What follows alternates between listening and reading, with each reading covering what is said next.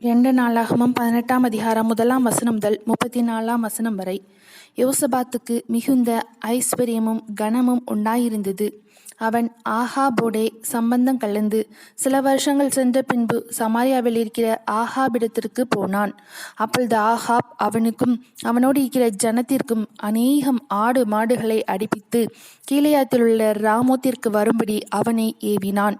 எப்படியெனில், இஸ்ரவேலின் ராஜாவாகிய ஆகாப் யூதாவின் ராஜாவாகிய யோசபாத்தை நோக்கி, கீலேயாத்தில் உள்ள ராமோத்துக்கு என்னோடே வருகிறீரா என்று கேட்டதற்கு அவன், நான் தான் நீர், என்னுடைய ஜனங்கள் உம்முடைய ஜனங்கள், உம்மோடே கூட யுத்தத்திற்கு வருகிறேன் என்றான். பின்னும் யோசபாத் இஸ்ரவேலின் ராஜாவை பார்த்து, கர்த்தருடைய வார்த்தையை இன்றைக்கு விசாரித்து அறியும் என்றான். அப்பொழுது இஸ்ரவேலின் ராஜா 400 தீர்க்கதரிசிகளை கூடிவர செய்து, நாங்கள் கீலேயாத்தில் உள்ள ராமோத்தின் மேல் யுத்தம் பண்ண போகலாமா போகலாகாதா என்று அவர்களை கேட்டான். அதற்கு அவர்கள், போம், தேவன் ராஜாவின் கையில் அதை ஒப்புக்கொடுப்பார் என்றார்கள். பின்பு யோசபாத், நாம் விசாரித்து அறிகிறதற்கு இவர்களை அல்லாமல் கர்த்தருடைய தீர்க்கதரிசி வேறே யாராகிலும் இங்கே இல்லையா என்று கேட்டான். அப்பொழுது இஸ்ரவேலின் ராஜா யோசபாத்தை நோக்கி, கர்த்தரிடத்தில் விசாரித்து அறிகிறதற்கு இம்லாவின் குமாரனாகிய மிகாயா என்னும் மற்றொருவன் இருக்கிறான். ஆனாலும் நான் அவனை பகைக்கிறேன். அவன் என்னை குறித்து நன்மையாக அல்ல தீமையாகவே எப்பொழுதும் தீர்க்க தரிசனம் சொல்லுகிறவன் என்றான். அதற்கு யோசபாத், ராஜாவே, அப்படி சொல்ல வேண்டாம் என்றான். அப்பொழுது இஸ்ரவேலின் ராஜா பிரதானிகளில் ஒருவனை கூப்பிட்டு, இம்லாவின் குமாரனாகிய மிகாயாவை சீக்கிரமாய் அழைத்து வா என்றான். இஸ்ரவேலின் ராஜாவும் யூதாவின் ராஜாவாகிய யோசபாத்தும் சமாரியாவின் ஒளிமுக வாசலுக்கு முன்னிருக்கும் விசாலமான இடத்திலே ராஜ வஸ்திரம் தரித்து கொண்டவர்களாய் அவரவர் தம் தம் சிங்காசனத்திலே உட்கார்ந்திருந்தார்கள். சகல தீர்க்க தரிசிகளும் அவர்களுக்கு முன்பாக தீர்க்க தரிசனம் சொன்னார்கள்.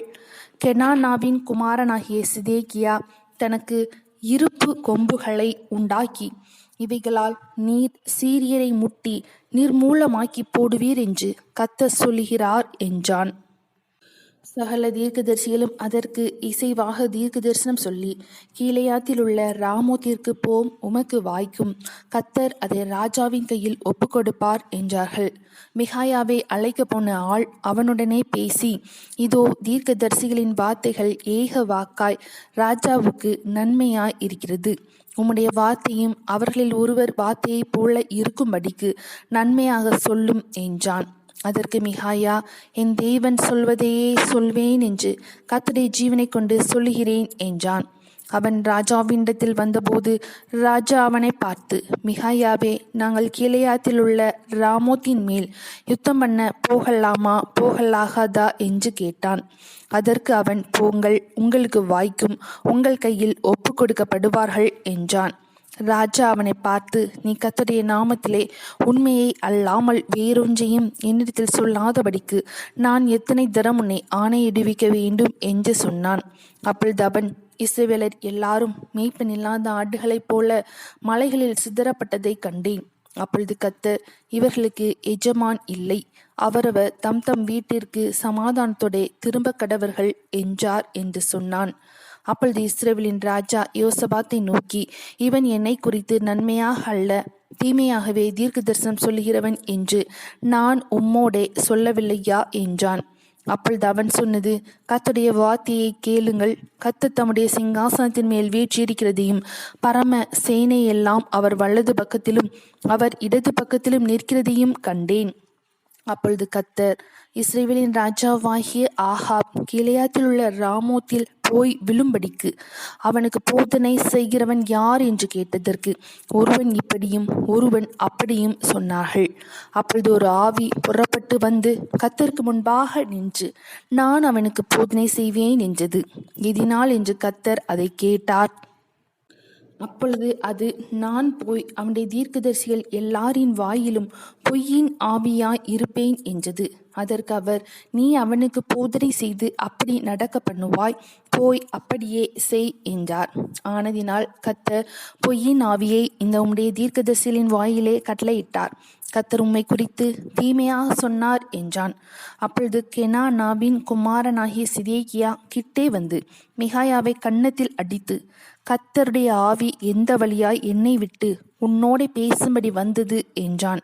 அதற்கு மிகாயா, நீ ஒளித்துக்கொள்ள உள்ளறையிலே பிடுங்கும் அந்நாளிலே அதை காண்பாய் என்றான்.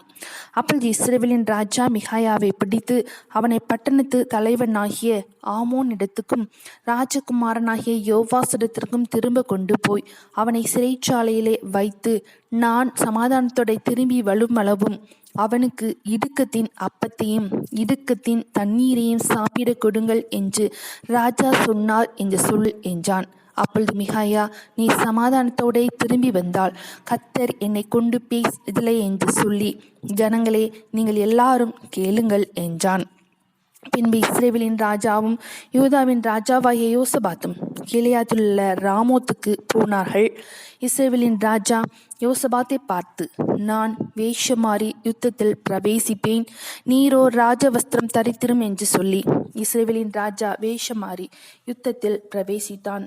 சீரியாவின் ராஜா தனக்கு இருக்கிற ரதங்களின் தலைவரை நோக்கி, நீங்கள் சிறியவரோடும் பெரியவரோடும் யுத்தம் பண்ணாமல் இஸ்ரவேலின் ராஜா ஒருவனோடே மாத்திரம் யுத்தம் பண்ணுங்கள் என்று கட்டளையிட்டிருந்தான். ஆதலால் ரதங்களின் தலைவர் யோசபாத்தை காண்கையில், தான் இஸ்ரவேலின் ராஜா என்று சொல்லி யுத்தம் பண்ண அவனை சூழ்ந்து கொண்டார்கள். அப்பொழுது யோசபாத் கூக்குரல் இட்டான். கர்த்தர் அவனுக்கு அனுசாரியாய் இருந்தார். அவர்கள் அவனை விட்டு விலகும்படி தேவன் செய்தார். இவன் இஸ்ரவேலின் ராஜா அல்ல என்று ரதங்களின் தலைவர் கண்டபோது அவனை விட்டு திரும்பினார்கள். ஒருவன் நினையாமல் வில்லை நாணேற்றி எய்தான். அது இஸ்ரவேலின் ராஜாவினுடைய கவசத்தின் சந்துக்கிடையிலே பட்டது.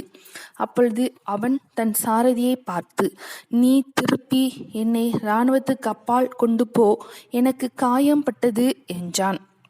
அன்றைய தினம் யுத்தம் அதிகரித்தது. இஸ்ரவேலின் ராஜா சீரியருக்கு எதிராக ரதத்தில் சாயங்காலம் மட்டும் நின்றிருந்து சூரியன் அஸ்தமிக்கும் போது இறந்து போனான். 2 நாளாகமம் 18 அதிகாரம் முடிந்தது.